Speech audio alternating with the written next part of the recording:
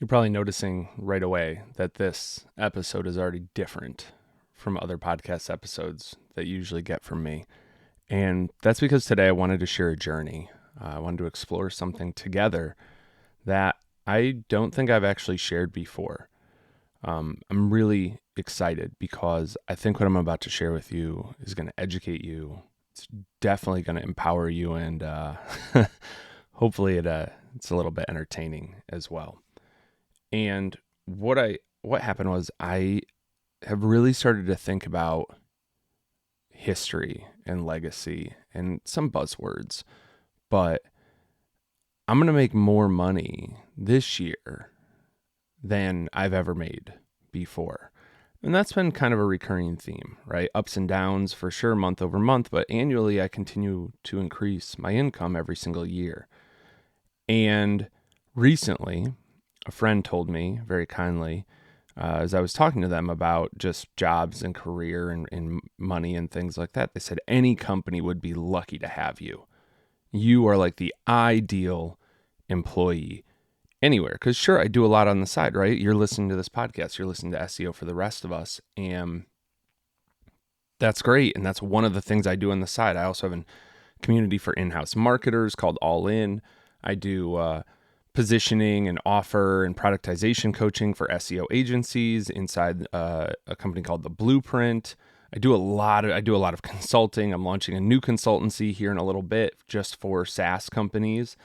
And I do a lot, but I still work somewhere full time. I still work as a growth marketer at Active Campaign right now. And I love that. And what I realized people didn't know, I've started sharing all these wins, and hopefully that doesn't make you feel bad, right? Like sometimes I get super jealous when I have friends just sharing win after win after win, and it's overwhelming to me because I wanted to share with you today the other side of that, because what you probably don't know is all the times I've been rejected by companies, over 10 times, dating all the way back to when I started trying to get a job in marketing. I was so desperate. If you know me, I was a teacher for 10 years. I was so desperate to get out of teaching, so desperate to make more than $45,000 per year. July 2014, I interviewed for a customer support position at AppSumo, and the initial interviews went great. I was literally taking the interview calls in empty classrooms at the high school I was teaching at, and I got on the phone. I got an interview with Noah Kagan, somebody I'd looked up to a lot.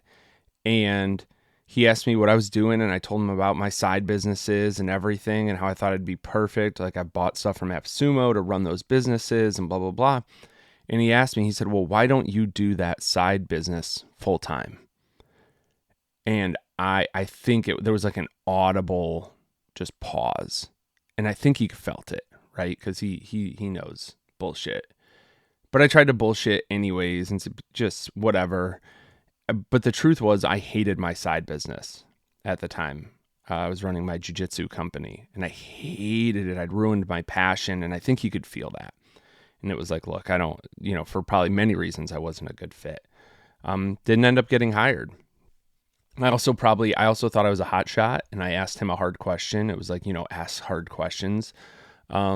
He had previously fired like the whole team at AppSumo and rehired them, and then fired that whole team and rehired new people.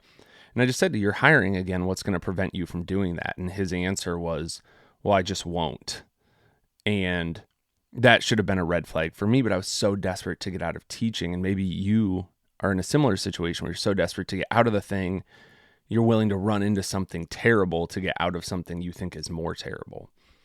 Because I went from that, July 2014, November 2014, I got rejected from a support position at Buffer. August 2015, so like a year, what is that? November, December, January, February, March, April, May. You can literally feel me counting on my fingers. 9 months later, I applied for Buffer again for a marketing position. Got a couple rounds of interviews, got to meet some of the marketers there. Again, was not selected. March 2016, I applied for an internship at Basecamp. I literally in my application, I hand drew a cartoon of me high-fiving the Basecamp mascot. Still did not get the job. That's March 2016. Also in March 2016, I applied to work at a company called Fizzle. They do like business training for online entrepreneurs and, whatever. I'd been a member of Fizzle for a while. I once again drew a cartoon version of myself wearing a Fizzle t-shirt. Still, I wrote wrote a hell of an application.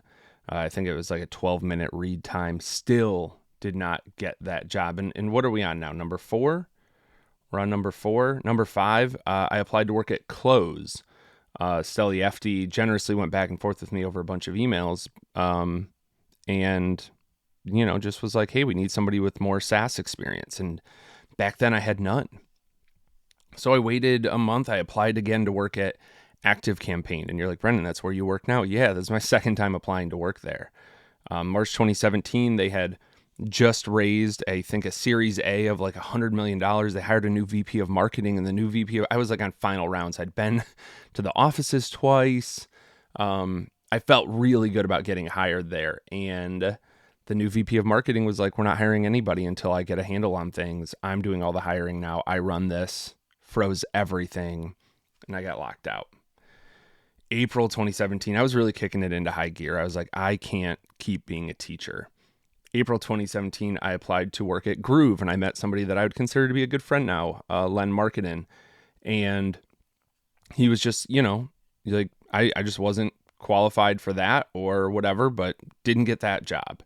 And I also applied to work at Animals as a content marketer, a company I look up to a lot, and a couple other places. And even recently when I was leaving my agency position, and I landed at Active Campaign and couldn't be happier, but I wasn't selected to work at G2. I wasn't selected to work at Sprout Social. I wasn't selected to work at SEM Rush. Like I want you to understand something here. Sometimes the only decision you have, I have this tattoo on the inside of my right forearm that says Amor Fati, a love of fate. And sometimes it's the only thing you have that people can't take away from you. And I have a lot of luck and privilege and blessing in my life. So I have way more than that. But at that point in my life, those 2014 to 2017 years were not easy for a lot of reasons. And getting rejected again and again and again, the other dynamic here is that every summer I would be like, that was my last year teaching. I'm getting a job in marketing. I'm going to go full time on my business. I'm doing something. I'm never going back to teaching. And the amount of shame I had going back into the classroom just broke me every single year.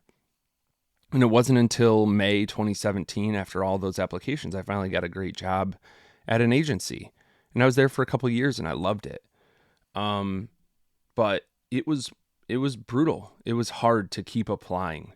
And I had my overconfident white guy-ness working in my favor of thinking I could definitely do these things and, applying for jobs I wasn't qualified for. Some of those jobs I wouldn't have hired me, but I just really hope this is valuable for you. Even though I wasn't qualified for some of those jobs, should I have applied? Yes. Should you apply? Hell yes. Keep building your stuff on the side. Keep going. Everybody's career path looks completely different. Chart your own path. And I hope this was helpful for you to hear this other side of the coin. I share a lot of wins, but these stories don't make it into the narrative nearly enough. And I really, really sincerely hope this is what keeps you going. I've been Brendan Hufford. Don't forget to work hard, be nice to people, and don't get too lost trying to create something that matters.